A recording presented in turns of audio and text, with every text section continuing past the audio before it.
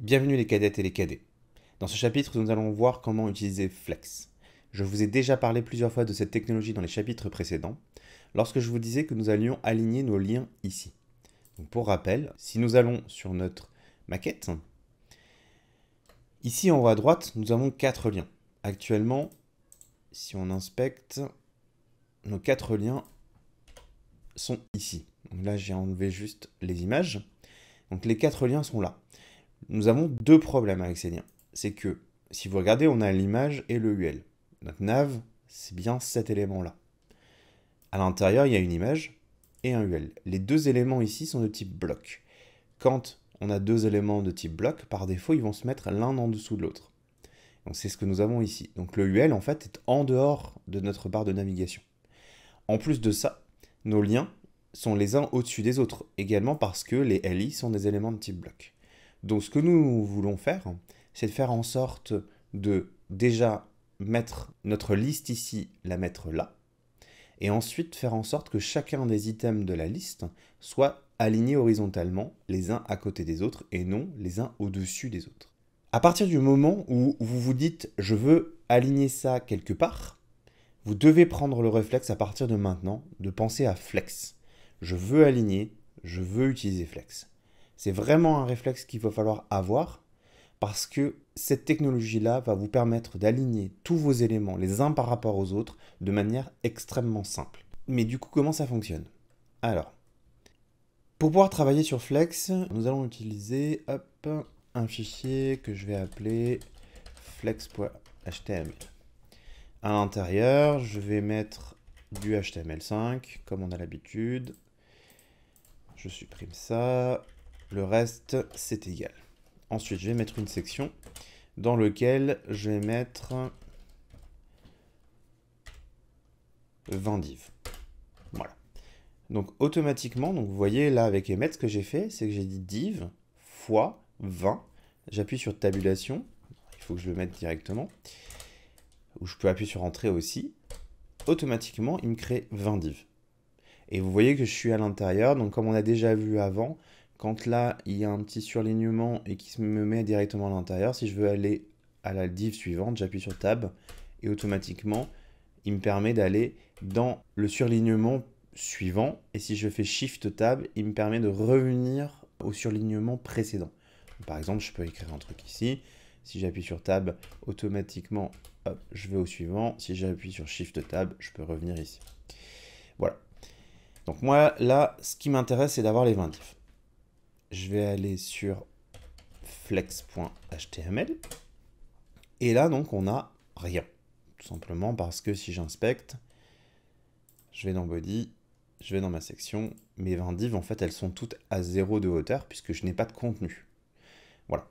Donc, je vais faire un peu de CSS pour pouvoir les voir. Donc, je me rajoute un link CSS, comme on a l'habitude d'avoir, dans Assets, dans CSS, et je vais créer un nouveau fichier qui va s'appeler flex.css.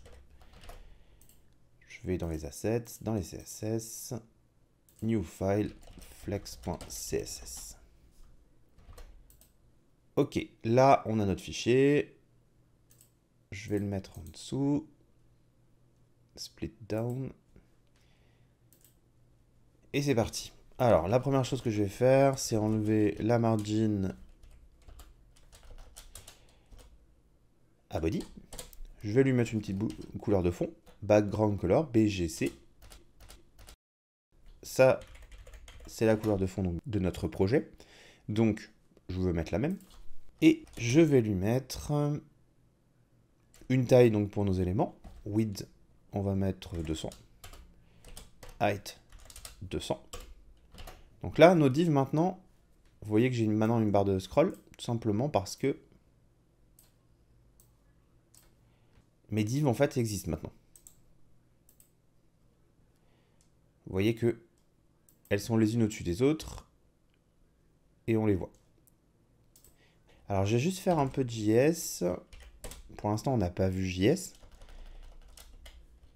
Mais je vais l'utiliser pour faire la couleur, parce que je ne vais pas m'embêter à aller mettre une couleur différente pour chacune de mes divs. Je vais le faire de manière automatisée avec JS. Donc, Vous formalisez pas sur le code, on reverra de toute façon un petit peu les techniques que je vais utiliser là maintenant, plus tard dans un autre cours. Alors je récupère mes divs avec document.querySelectorAll. Je lui dis que c'est dans section, je veux toutes les divs. Donc là, il me récupère tout simplement toutes les divs qui sont ici. Et pour chacune des divs, je vais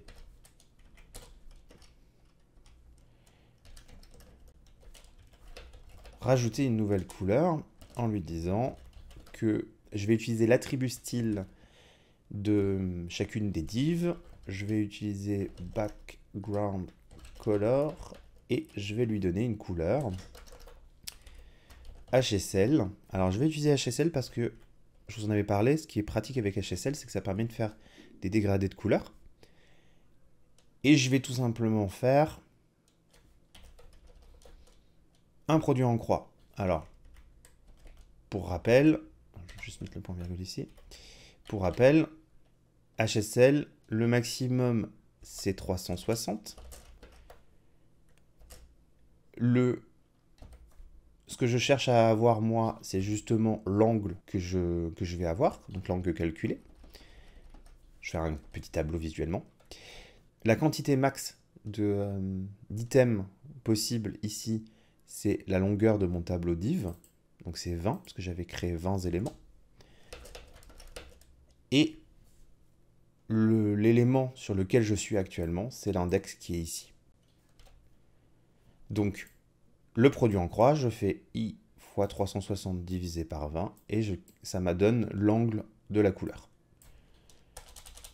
Voilà, donc je fais i fois 360 divisé. Alors je peux mettre 20 directement, mais ce que je peux faire, c'est mettre aussi la longueur du tableau. Comme ça, j'ai vraiment l'angle de manière dynamique, parce que si j'augmente ou je diminue le nombre de divs, et ben ça sera toujours juste. Ensuite, une fois qu'on a l'angle pour la couleur, on met 100% pour le gradient de couleur, donc 100% totalité de la couleur, 0% le gris, et ensuite c'est la luminosité, donc 0 c'est totalement noir, 100% c'est totalement blanc, 50% c'est la couleur pure. Donc je mets 50%, on met le point virgule, et automatiquement vous voyez que maintenant, hop, j'ai un joli dégradé de toutes mes couleurs, grâce à HSL. Voilà, donc ça c'est pour mes couleurs. Alors comme dit pour le JS, vous formalisez pas, c'est pas important de savoir maintenant. Voilà, je l'ai fait, on reviendra dessus quand on fera le JS. Donc, c'est juste pour qu'on voit un peu mieux les couleurs. Donc maintenant, comment fonctionne Flex? C'est extrêmement simple. En fait, pour utiliser Flex, vous devez mettre que le parent va utiliser Flex.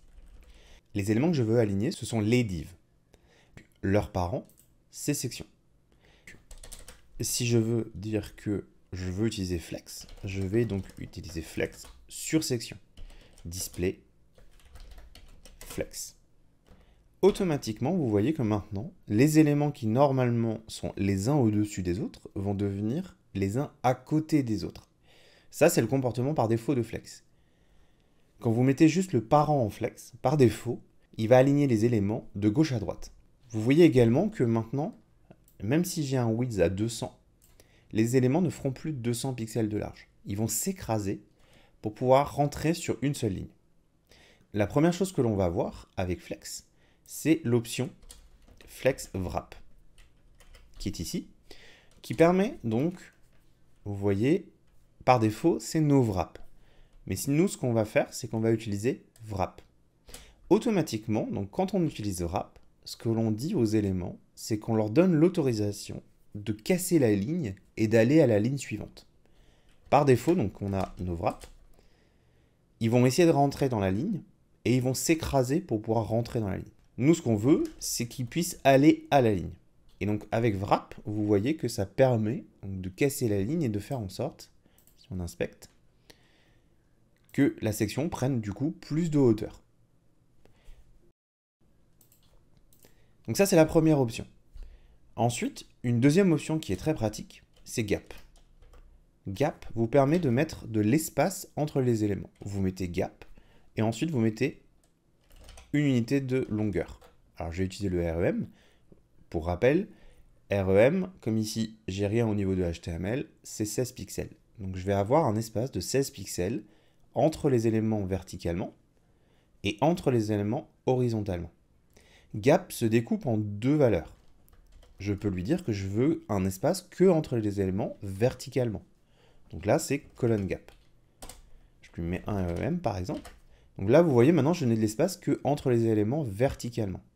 Je peux également, donc du coup, si on a colon gap, son pendant, c'est row gap, qui permet donc de mettre de l'espace entre les éléments, mais alors là, horizontalement. Là, vous voyez, j'ai mis 2 fois plus d'espace horizontalement que verticalement. Donc voilà, là, vous voyez que vra permet aux éléments donc d'aller à la ligne, et gap vous permet donc de mettre de l'espace entre les éléments. Mais nous, ce qui nous intéresse, c'est plus de savoir finalement comment on va aligner les choses. Là, vous voyez par exemple que si je mets un flex, ils vont se mettre donc bien à côté de l'autre.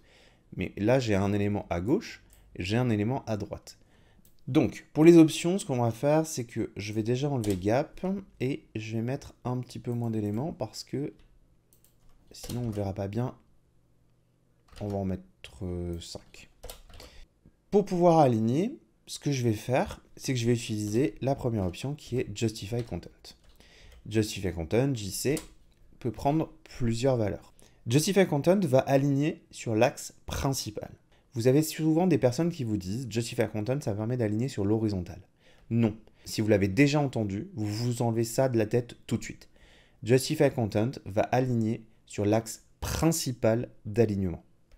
Par défaut, quand vous mettez juste flex, l'axe d'alignement, vous voyez que les éléments se sont mis horizontalement les uns à côté des autres. Donc l'axe d'alignement principal, c'est l'horizontal. Mais c'est dans ce cas-là précis, c'est-à-dire quand flex a sa direction par défaut. Sa direction par défaut, c'est l'horizontal. Donc Justify Content aligne sur l'axe principal, donc il aligne sur l'horizontal. Mais dans ce cas-là, précis, uniquement. Le comportement par défaut, c'est Flex Start. Là, il aligne sur le début de la ligne. Alors, il n'aligne pas à gauche, il aligne sur le début de la ligne. On va voir que Flex Start peut parfois aligner à droite. Donc, essayez de bien retenir que ça n'aligne pas, Justify Content n'aligne pas à l'horizontale, et Flex Start, ça ne veut pas dire aligner à gauche. Ça veut juste dire j'aligne sur le début de la ligne. Comme on écrit de gauche à droite, par défaut, la ligne commence à gauche. Donc dans ce cas-là précis, Justify Content aligne à l'horizontale et Flex Start aligne à gauche. Ensuite, du coup, si vous avez Flex Start, vous avez Flex End, qui, dans ce cas-là, aligne à droite. Ensuite, vous avez Center, qui va centrer les éléments sur la page, donc sur la largeur disponible sur la ligne. Donc vous voyez, si on inspecte, ma section donc, fait la largeur totale. Et donc du coup, les éléments vont s'aligner au centre par rapport à ma section. Je vais laisser l'inspecteur ouvert, on va juste le rétrécir un peu. Ensuite, vous avez 3 valeurs qui sont légèrement différentes, mais qui permettent de répartir les éléments. Le premier, c'est Space Between.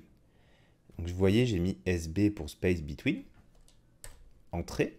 Et là, maintenant, vous voyez, les éléments se sont alignés sur la largeur et se sont répartis. Space Between va prendre le premier élément, le met sur le début de la ligne, il prend le dernier élément et le met à la fin de la ligne, et va répartir chacun des éléments de manière équitable en mettant de l'espace entre chaque élément. Ensuite, vous avez Space Around, qui va vous permettre de faire presque la même chose, mais vous voyez que là, il y a un peu d'espace à gauche et un peu d'espace à droite. Et vous voyez que cet espace-là, c'est 2 fois cet espace-là. Donc en fait, ce qu'il faut imaginer, c'est que votre élément, là, on va prendre le magenta qui est ici, cet élément-là, il va avoir la même marge ici et la même marge ici.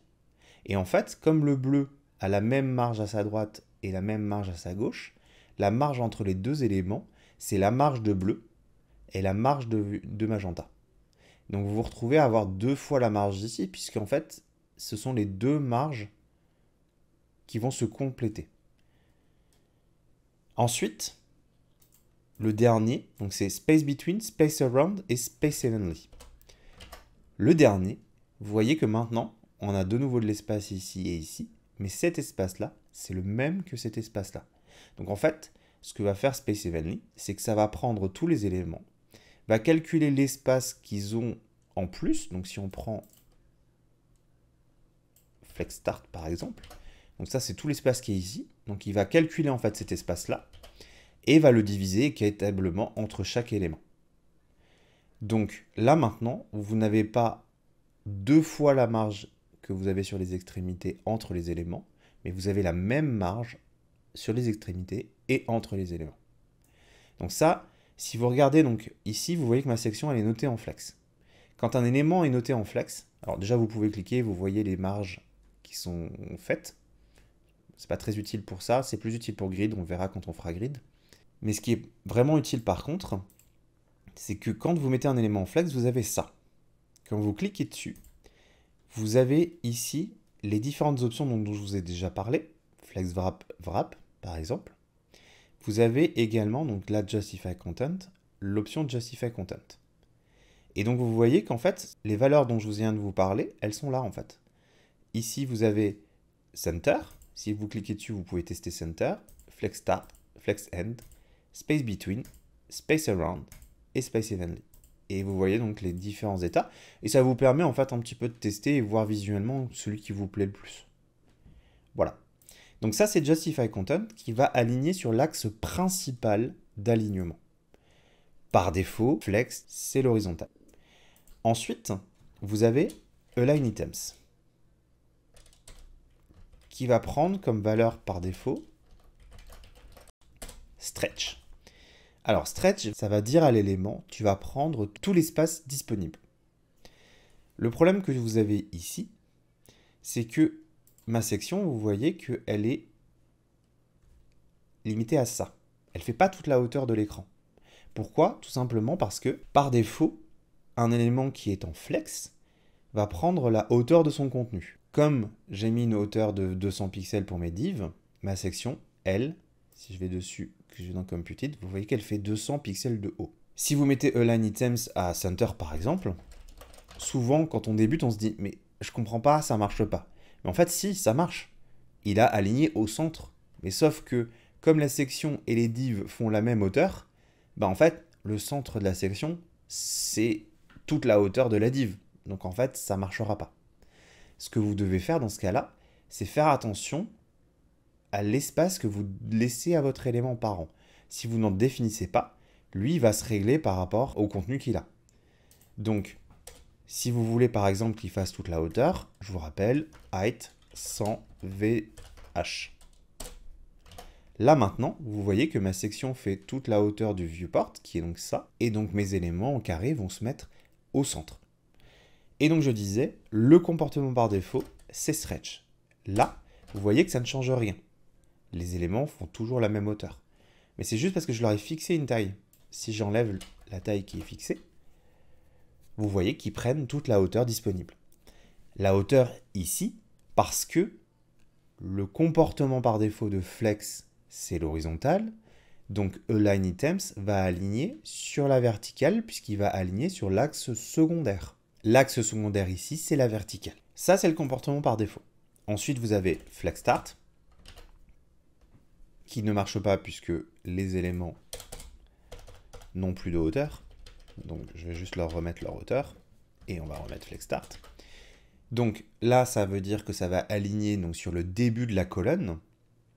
Donc le début, c'est ici, c'est en haut. Parce que c'est le comportement par défaut.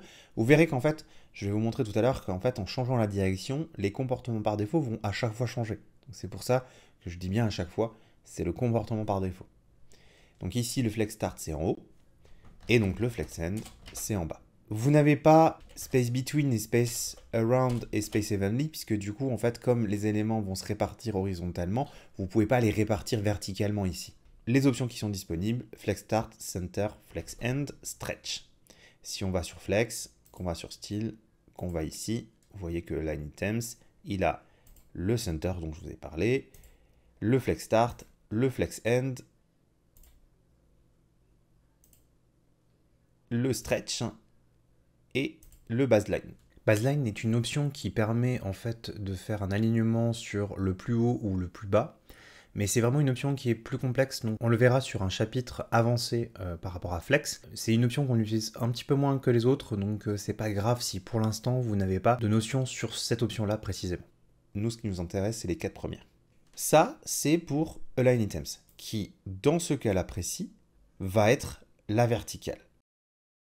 C'est maintenant qu'on va voir pourquoi je dis à chaque fois dans ce cas-là. Ces éléments-là donc vont être dépendants d'une option qu'on peut mettre avec Flex qui est Flex Direction. Flex Direction peut prendre 4 valeurs. Colonne, colonne reverse, row, row reverse. Par défaut, c'est row. Donc, si je mets row et que je mets Flex Start, vous voyez qu'on arrive exactement au résultat qu'on avait tout à l'heure. Parce que row, c'est en ligne et ça commence à gauche. Ensuite, vous avez row reverse. Vous voyez que là, le rouge est à gauche, le magenta est à droite. Row reverse va vous inverser les éléments. Donc maintenant, si on met ici Flex Start, le début de la ligne, c'est ici. C'est pour ça que je vous disais tout à l'heure, Flex Start n'aligne pas à gauche. Flex Start aligne sur le début de la ligne.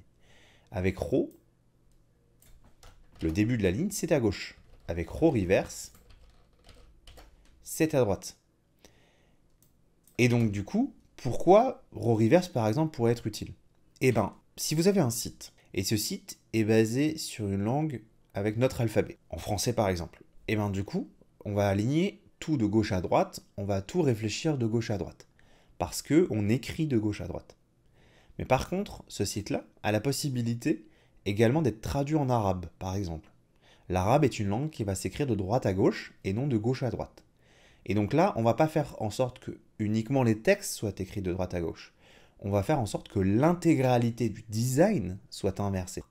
Tout simplement parce que quand on fait un design, si on met quelque chose à droite ou qu'on met quelque chose à gauche, on le fait de façon consciente. Parce que si on met une photo à droite, c'est souvent parce qu'on veut d'abord que la personne ait lu le texte et qu'elle ait l'image après. Donc elle va lire le texte, donc elle va commencer à gauche, elle va lire le texte et elle va voir l'image. Et donc du coup, l'image va illustrer par exemple ce qu'elle a lu. Donc si une personne qui lit de droite à gauche, vous voulez avoir le même fonctionnement, par défaut, vous allez voir que son cerveau va souvent aller de droite à gauche. Parce qu'elle a l'habitude, elle l'a entraîné à lire de droite à gauche. Et donc du coup, vous allez faire en sorte que l'intégralité de votre design soit complètement inversée en miroir. Et donc row reverse vous permet de faire ça. Il va de manière assez simple faire ce qu'on appelle du RTL, right to left, donc écrire de droite à gauche. Et donc si vous avez aligné vos éléments avec Flex, vous les mettez simplement en row reverse quand la personne a traduit le site en arabe, et votre design va être assez simplement inversé complètement en miroir. Ensuite, donc du coup, une autre option qui nous intéresse, c'est colonne.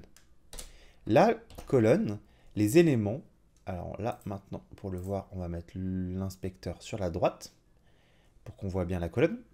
La colonne, elle va faire en sorte de mettre les éléments verticalement. En fait, ils vont simplement récupérer leur comportement par défaut. Vous voyez que j'ai enlevé Flex, c'est le comportement par défaut des éléments qui sont de type bloc, qui vont se mettre les uns au-dessus des autres. Donc la colonne, ça permet donc de retrouver ce comportement par défaut.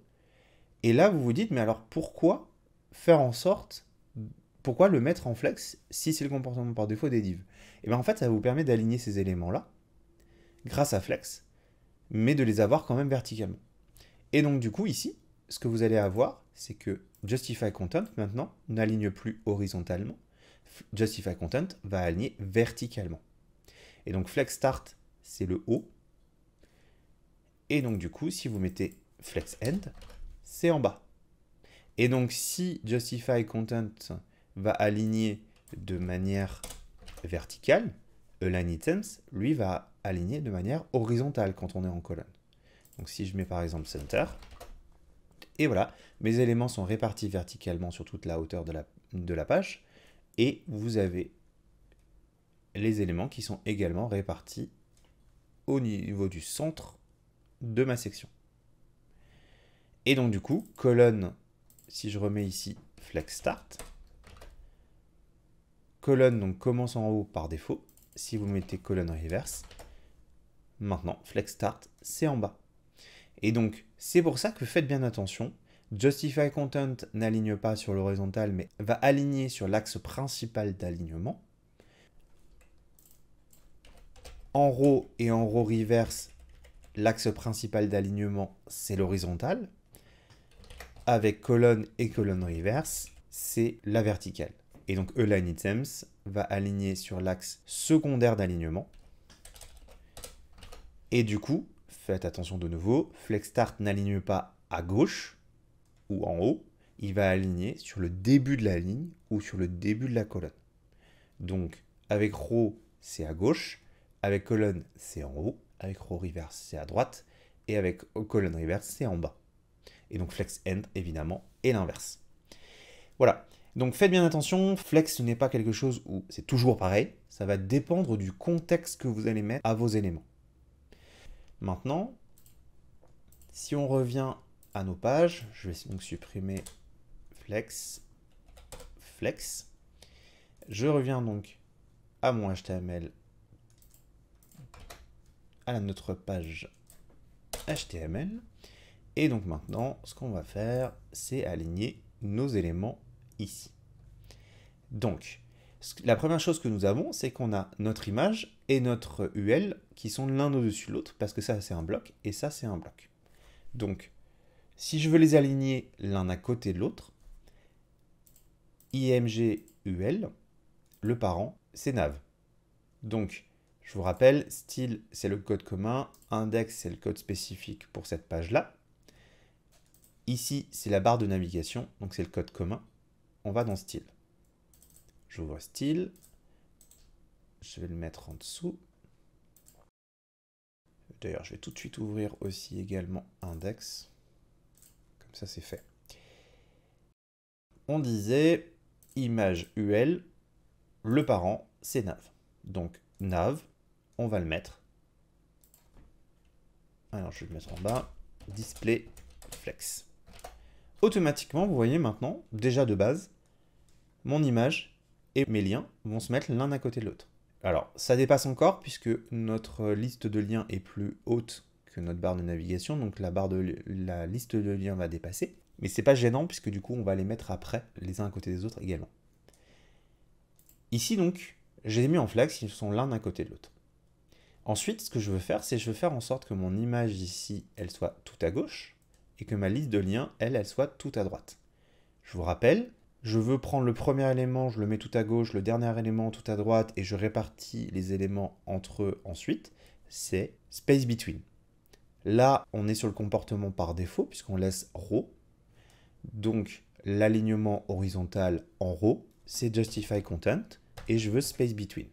Donc là, je mets jc2.sb, donc on a justify content, space between, je mets entrée, et hop, j'ai tout de suite toute ma ligne. Et vous voyez maintenant mes éléments, juste en mettant ça, tac, ils sont répartis à gauche et à droite. On est déjà mieux. Ensuite, ce que je veux faire, c'est de faire en sorte que mon UL, les éléments à l'intérieur, soient les uns à côté des autres. Donc, header, nav UL, display.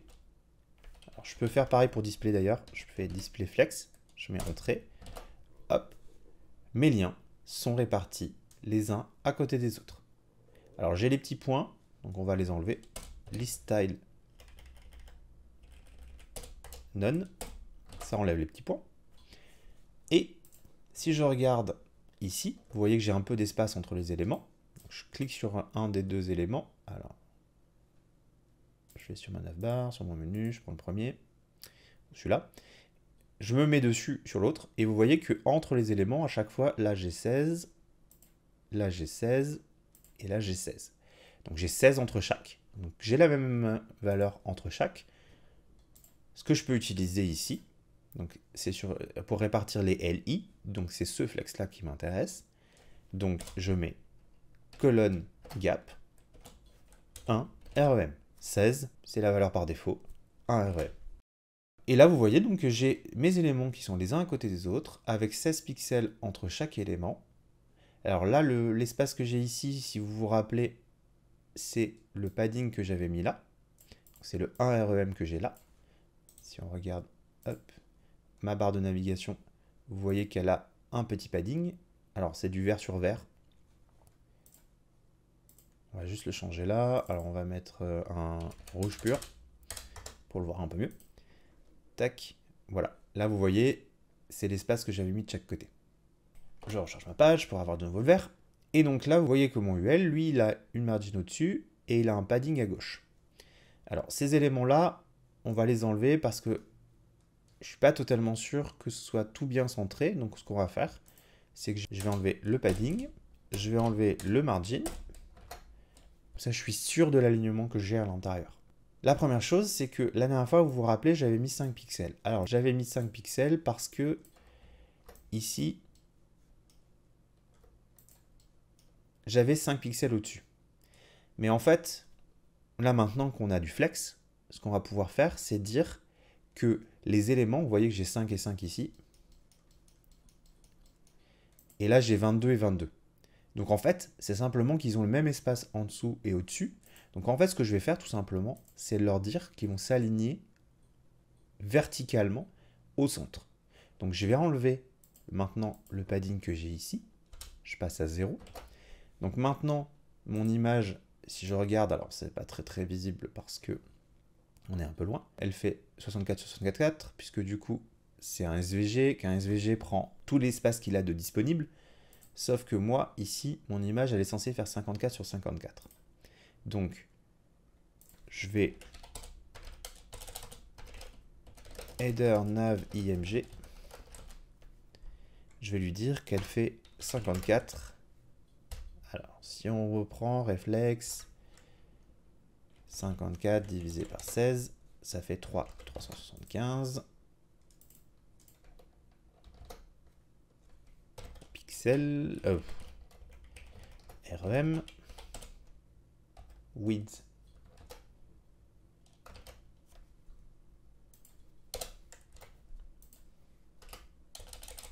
Width. 375 REM. Donc là, mon image, maintenant, elle fait bien 54 sur 54. Vous voyez que maintenant, mon image, donc, elle n'est plus centrée. Et donc, on va le faire avec Flex. Je reset. Mes éléments ici sont sur le haut. Mon image est sur le haut. Donc, au niveau de ma nav, je peux lui dire que Align Item Center. Ça me permet donc d'aligner maintenant verticalement mes éléments. Et vous voyez que mon UL, lui, il n'a pas besoin d'aligner les choses à l'intérieur, puisqu'en fait, comme le UL c'est un flex, et que les LI ont une certaine hauteur, en fait, le UL, lui, va prendre la hauteur des éléments qu'il a à l'intérieur. Donc, comme le UL est réparti verticalement au centre, les LI, fatalement, le seront aussi. Et voilà, donc en fait, notre barre de navigation, maintenant, est terminée. Elle ressemble exactement à ce qu'on avait ici, avec notre élément ici à 16 de la gauche, notre bloc ici de liste de liens à 16 pixels de la droite, chacun des liens à 16 pixels entre les éléments, et on les a alignés horizontalement. On a terminé notre barre de navigation. Vous avez vu, on a utilisé Flex avec Justify Content Space Between. Justify Content parce qu'on est sur un alignement principal qui est l'horizontal, donc Justify Content parce que principal. Space Between permet donc de répartir de chaque côté nos éléments. Et le center permet donc de les aligner verticalement ici, puisque nous sommes sur un axe secondaire qui est la verticale. Et ensuite, nos éléments dans la liste, on les a mis en flex. J'ai enlevé le petit point devant avec le list style et j'ai rajouté un colon gap à 1 REM pour pouvoir avoir un espace de 16 pixels entre chaque élément. Voilà, donc là c'est pour l'utilisation de flex sur notre barre de navigation. On va faire la même chose maintenant avec notre image. Je vous rappelle que j'avais dit que notre image qui est ici, on va également l'aligner grâce à Flex. Donc là maintenant on est dans Index. Si on regarde, c'est cette image-là qui m'intéresse. L'autre aussi, mais du coup en fait l'autre elle prend de toute façon déjà toute la largeur et toute la hauteur, donc de toute façon, quel que soit le flex qu'on va mettre, elle ne bougera pas. Donc le parent, c'est la div. Donc c'est la div qui est dans le header. Donc c'est ici. Et donc ce que je peux faire, c'est mettre un display flex ça change rien, puisque du coup les éléments de toute façon ne vont pas se répartir les uns par rapport aux autres, vu que celle-ci est au-dessus de l'autre grâce à absolute. Et là, je peux mettre Justify Content Center, Align Item Center. Là, vous voyez que ça ne change rien. Pourquoi? Tout simplement parce que je lui avais défini ici un top et un left. Donc ça, c'est prioritaire. Il va rester donc bien en haut et à gauche. Si je les supprime,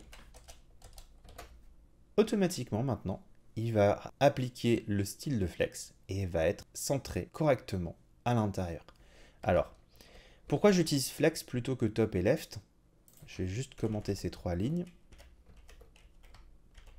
Si j'enlève le flex et que je le remets donc ici à top 0, left 0, donc ça c'est le comportement qu'on avait tout à l'heure. Ce qu'on pouvait faire, c'est mettre 50% ici et 50% ici. Mais le problème que ce qu'il y a, c'est que quand on met 50% et 50%, vous voyez qu'en fait, là on est à la moitié, là on est à la moitié. Et en fait, vous voyez que le 50-50, c'est le coin en haut à gauche de notre image, qui va être à 50% de la largeur et à 50% de la hauteur. Ça, c'est pas pratique. Donc on peut, si on le souhaite, faire un calque. Ça permet de calculer quelque chose, de mettre 50% de la... Alors là, on est en top, donc 50% de la hauteur, moins la moitié de ça. Donc alors, je ne vais pas m'amuser à le faire de tête. Divisé par 2.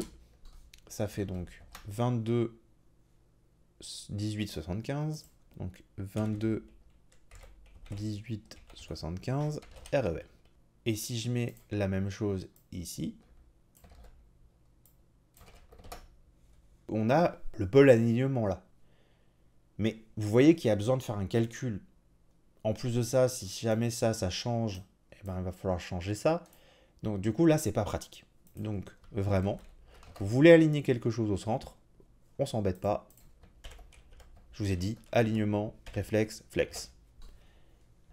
Automatiquement, on met juste flex, Justify Content Center, Align Item Center, aligné au centre. À chaque fois que vous voulez aligner quelque chose au centre, ne vous embêtez vraiment pas à essayer d'utiliser autre chose. Utilisez flex sur l'item. Comme d'habitude, on n'oublie pas de faire le commit. Donc notre terminal, new terminal. Première chose à faire, on fait un git status. On regarde, donc on a bien nos deux fichiers modifiés. Ce sont les deux fichiers que je veux committer. Donc c'est bon, je peux faire un git add all. Git status, je vérifie, je les ai bien en vert. Git commit, -m. Là j'ai fait de nouveau du design, donc je vais garder la même icône de Gitmoji. Et je vais faire use flex to align items on the page. Voilà, c'est comité. Je vous donne donc maintenant rendez-vous dans un prochain chapitre où nous allons travailler sur cette partie-là, donc avec le design de chacune des cartes et le fait d'utiliser Grid, donc la seconde technologie dont vous avez parlé avec Flex, pour pouvoir créer des grilles, pour pouvoir organiser, vous voyez, en 6 éléments, en 4 éléments, en 2 éléments, en fonction de la résolution de notre page. Voilà, c'était donc l'instructeur Guildo pour le Front de Libération d'Internet.